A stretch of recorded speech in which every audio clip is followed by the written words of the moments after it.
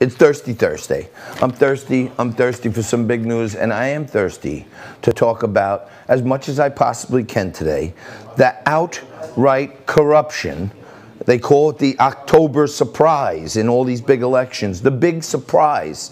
The FBI has had their hands on a hard drive for the good part of 9 months now that contained information directly linking Joe Biden, the vice president. These are emails from 2014, 2015, all through till 2017, okay, directly linking Hunter Biden and Joe Biden with both Burisma.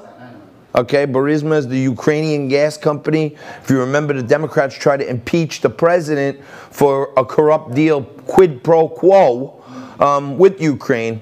Now it turns out, discovered by Rudy Giuliani, and I am working hard as hell to get Rudy right on here to tell us the story. I know him personally. I had dinner with him right before the whole quarantine pandemic, and hopefully we'll have Rudy here, because it turns out that way back a few years ago, one Hunter Biden brought a laptop into a Pennsylvania computer repair shop, okay, and dropped it off to be repaired. And then he didn't come back, and it never paid, and then nothing else. And and after a certain amount of time, these repair shops have the rights to confiscate the goods that you bought from them and never paid for.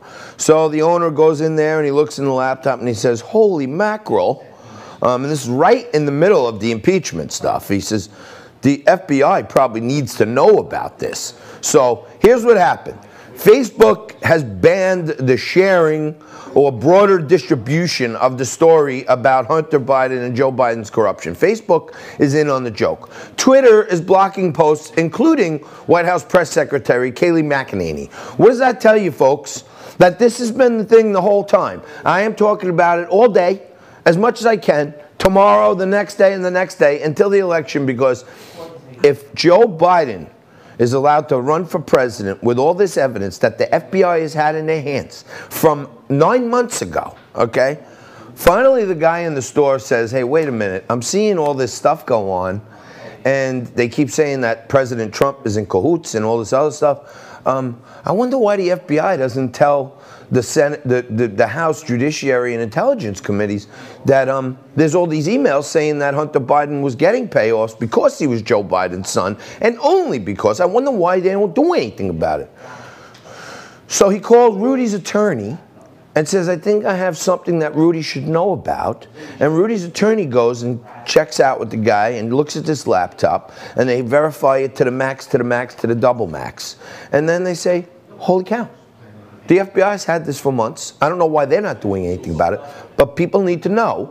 And today I'm going to give you all the things that you need to know, all the things the left-wing media is afraid to talk about. They will not talk about it. All the things Facebook and Twitter are both banning because they don't want the public to know that Joe Biden has been on the money train for the last 47 years. And there's no two ways about it now, with proven evidence that Joe Biden, using his son and his brother James, have been on the dole. And the bigger news that's coming out, I got some little inside information from Rudy.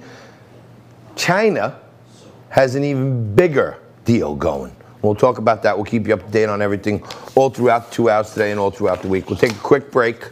Come back with a little more Liquid Lunch after this. Danny Perez is with us, Republican Party representative from Miami, future Speaker of the Florida House. We'll check in on what's happening down in Florida with the presidential race right after this.